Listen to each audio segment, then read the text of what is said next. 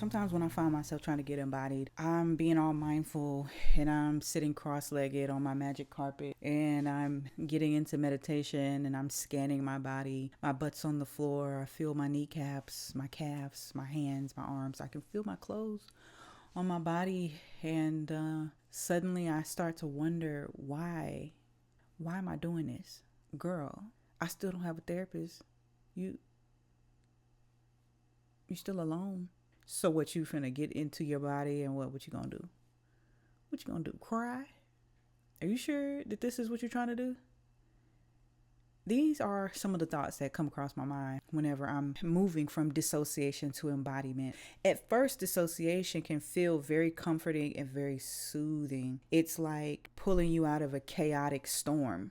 And then after a while, it's just like you're trapped on the outside of a snow globe looking in, or you're like stuck in a straitjacket or something and you can't really break out of it.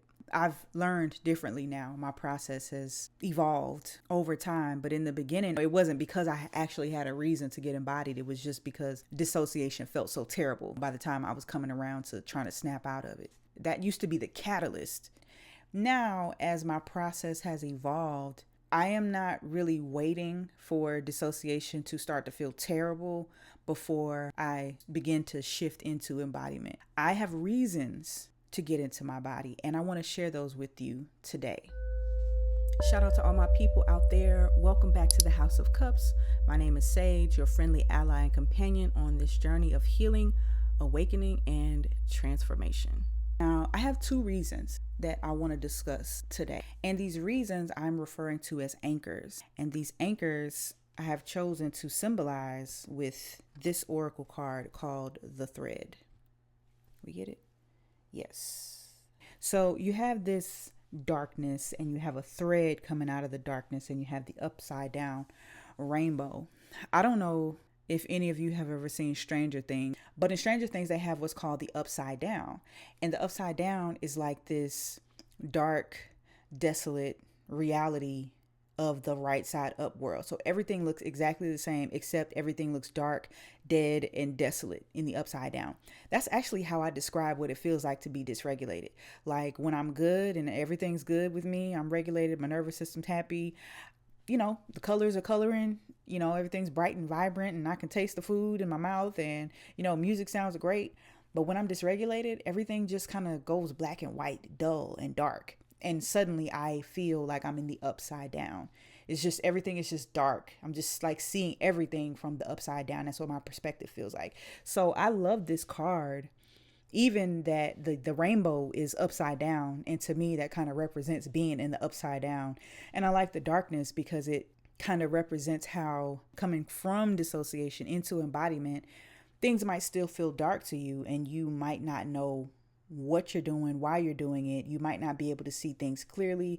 Everything may feel dark around you, but there is something that you can hold on to as you climb back up into the right side up world. Two reasons, two anchors, one oracle card called the thread. Let's begin. Anchor number one, home is where the body is. For those of us who experience CPTSD, relating going home to something that's safe or something that feels good might not really click right off the bat. It might not sound like something that you can relate to. It might not something that sounds appealing to you, but I guarantee you that this home is a place that you want to go to.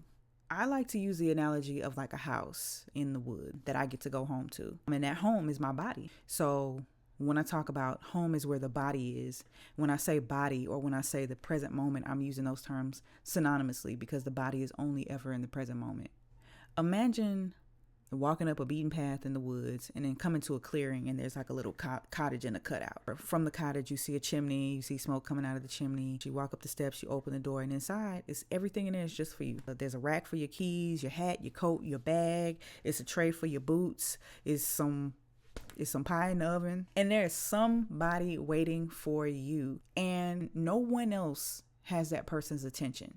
You are so special to that person that at all times that person is ready and willing to know how you feel about something, what you think, if you need anything. Are you hungry? Are you tired? Are you sleepy? Do you need some advice? Would you like a hug? Do you need some understanding? Are you confused? Do you need some clarity? Do you just want to lay down? Do you just want me to witness what's happening? That person is you.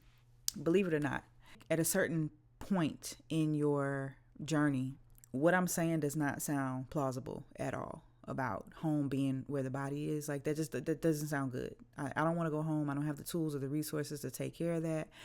But it doesn't sound like a good place, and you can't even really bridge that gap. Now, obviously, like I said in the last video, when you get back into your body, you are going to need tools to help you take care of whatever comes up. But what I'm saying in this video is that you're only going to be taken care of in your body in the present moment. And when you get there, you will find a home. You will find a home because your self is there.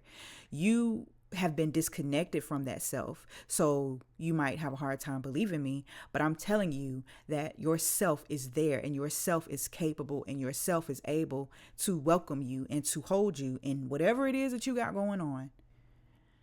For me, like I said, I appreciate internal family systems. And I know that for some people it can get kind of complicated, but internal family systems works with the framework that says that we are multiples. You know, we're not just one person that, oh, I'm this person, so these parts of me don't exist. Well, really, IFS says that no, all of these parts are you. These are fragmented parts of you inside of yourself. So in this home that I'm talking about, that each of these parts are welcome in this place, in this space. Each of these parts has the ear of the self, of me, of the self. And I don't know if you're into non-duality, but I kind of cross my thought over with non-dual thinking about the non-self. But I think that the self and the non-dual self is kind of like sort of the same thing. There are differences, but for the sake of light conversation, it's the same thing. How this looks for me sometimes, when I'm in a more meditative state or relaxed state, it's like I'll drop in on my thought and I can just hear them so clearly. I'll catch myself saying something that I, in that moment, realize I've been saying all day. I've been saying it all night. I actually remember myself saying it in my sleep, or first thing this morning when I woke up. Immediately before I even open my eyes, I can hear the chatter. But in that moment, I'll realize, oh, that's that thing you've been saying all day, yesterday. That really bothered you, didn't it? What is that about? But I'll catch myself doing that. That is the self. Even though it's all me, that part of me kind of perks up a little bit like, oh yeah, you're there. I forgot you were there. Man, I don't know what to think about this thing. Or you know what I'm saying? Like I actually have somebody there that's witnessing what I'm feeling, what I'm experiencing, what I'm thinking, and I don't have to do much to explain it. It's a very loving relationship, which is so different from the one that you might have experienced in childhood.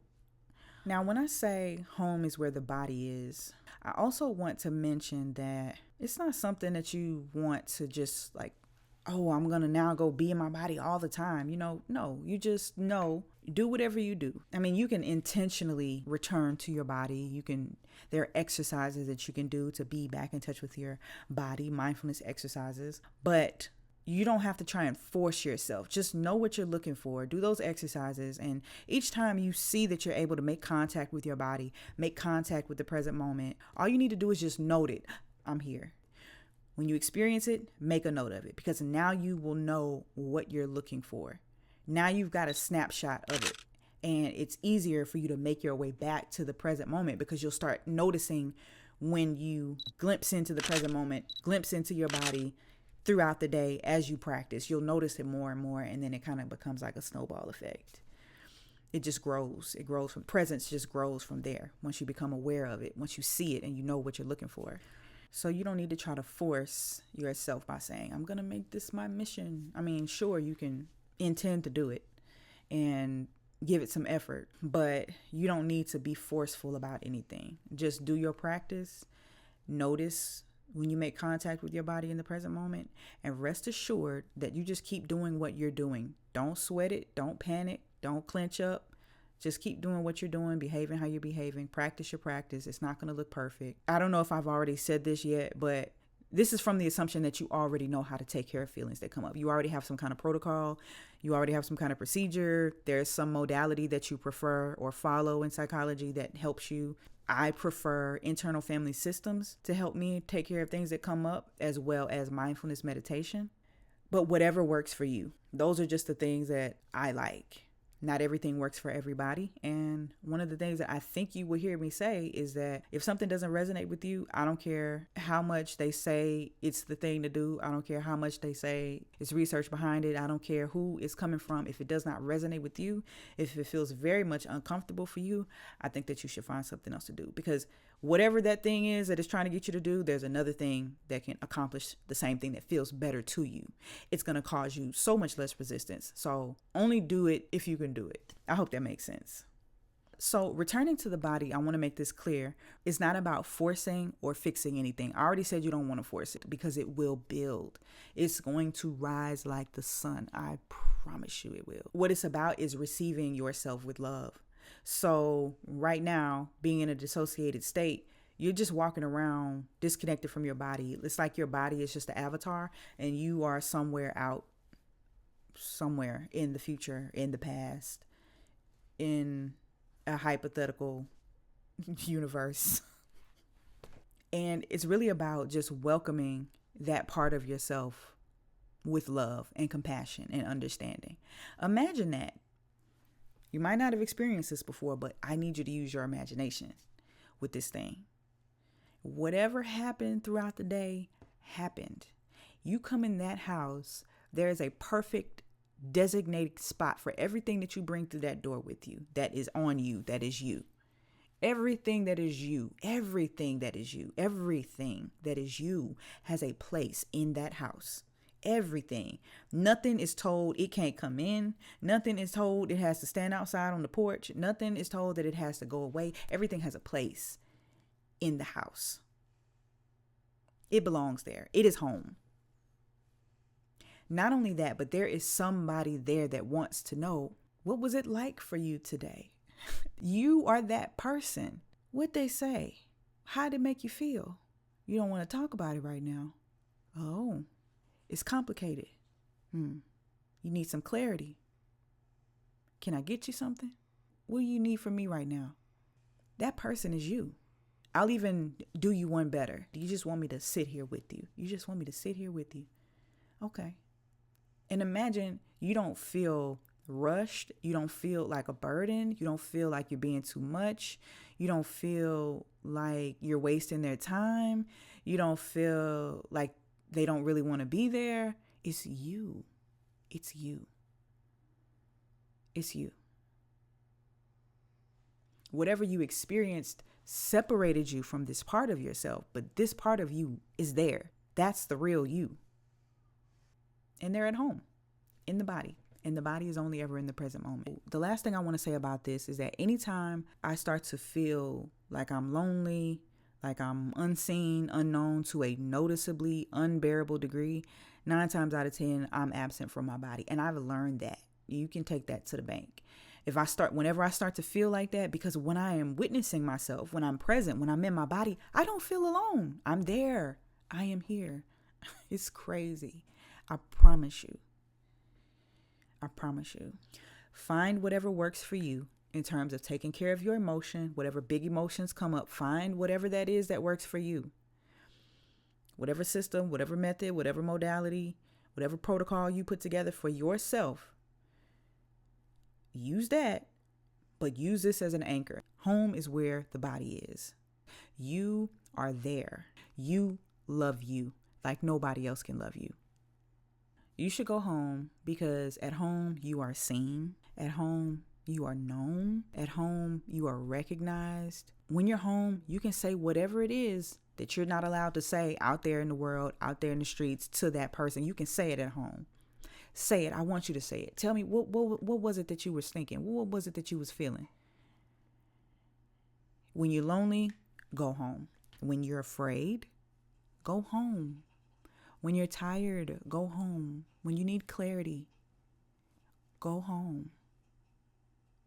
They don't understand you. They don't see you. They don't hear you. Go home.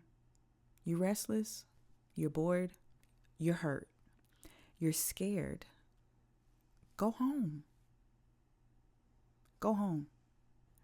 So again, I recognize that for those of us that experience CPTSD, the body or home and that being a safe place might not really resonate with you. But on this one, I'm asking you to go into your imagination and imagine, like go Orphan Annie and like imagine what that would be like if you could go to this place called home and everything about you had a place and there was somebody waiting to receive you and everything that you got going on. Imagine that.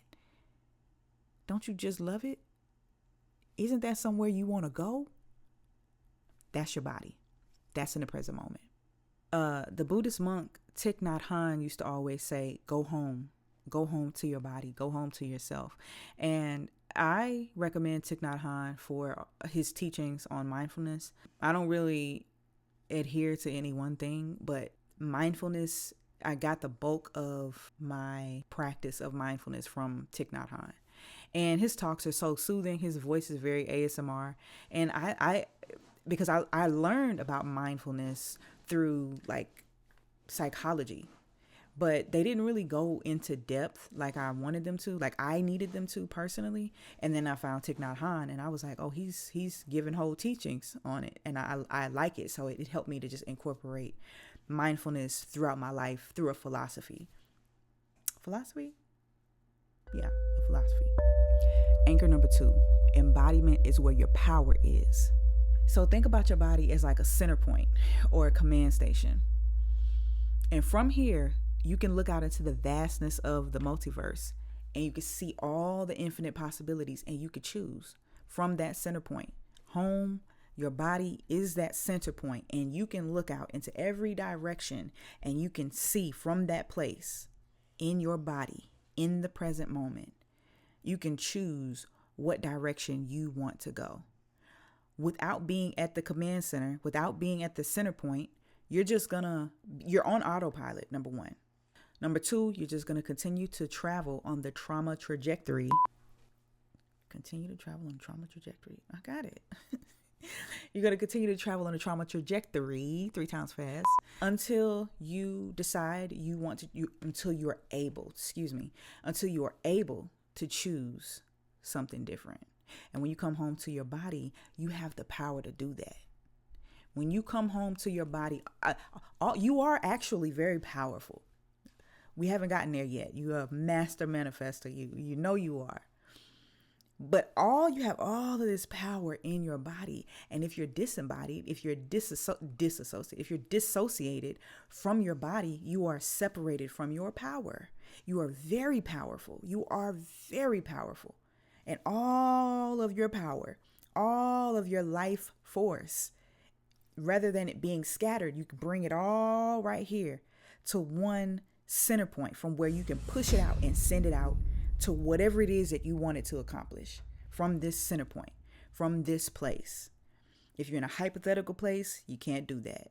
If you are in the past, you're not able to do that. If you're in the future, you're not able to do it. Now, I'm not saying there's no reason to revisit the past. Or I'm not saying that, going to the past or revisiting the past serves no purpose, but you don't dwell there. And I'm not saying that there's no reason to run along up to the future to make plans or, whatever, but you don't dwell there. You dwell in your body in the present moment. That's where all your power is. Whenever you get to that future that you are spending all this time in your head whenever you get to that place, you won't even be able to enjoy it because you don't know how to be in the present moment. It's only ever now. So when you get to then, it's going to be now. And if you're not practiced at being now, when you get then, you won't be there still. But you're very powerful. All of your vital life energy is in this body. If you're gonna manifest something, you gotta be in your body. You gotta be in the present moment. If you need to access your intuition, present moment, be in your body. If you need to access your personal power, you need to be in your body. You can only make change, make choices, and manifest what you want in the present moment. And if you are disconnected from your body, you're really disconnected from your power, your ability to be able to make choices in your life, to direct your life, to steer your life in the direction that you want it to go. I'm not saying that it's impossible, but you are so powerful in your body. It's like lucid dreaming. But in the dream, you realize I can do whatever I say in this dream is what is going to happen. Whatever I say it is, that's what it is. That kind of power. When you're in your body, you have that kind of power, but you got to be there long enough to realize it and to wield that power. You got to be in your body long enough to wield it. Right now, you got all this energy and it's scattered. But we can bring it all back in right here and be able to accomplish whatever it is that we want to accomplish, whatever it is that's inside of us that wants to be expressed or created or shared with the world, just birthed into the world by you. You have the power to do that. So in conclusion, coming back to the body or the path to embodiment is not always an easy thing to do.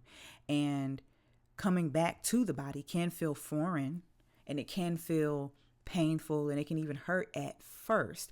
But I promise you it's worth it, because when you come home to your body, you find safety, you find peace, you find comfort, you find understanding, and you also find the power to shape your own reality. And when I say home, what I really meant was the home that you have always dreamed of. You find that there. Think of it. Only you have the map to what that looks like. Only you can say, yeah, that's it. Because you already know what it is. Because you are that home in the present moment. So I hope that this video was helpful. When you are doing the work, keep that in mind. All of my power is on the other side of this threshold. Get into my body. My body loves me. My body is where I was meant to be. My body was given to me. It is mine. That is what I came here for. Reclaim your body. Reclaim your life. I guess that's it. Stay tuned to the next video. I want to talk about the ego next and how important the ego is on this journey of development, especially for people with CPTSD and us people being on the spiritual path as well, how we are kind of met with, the ego being a bad thing. So stay tuned. Don't forget to like and subscribe, comment down below, and I'll see you next time.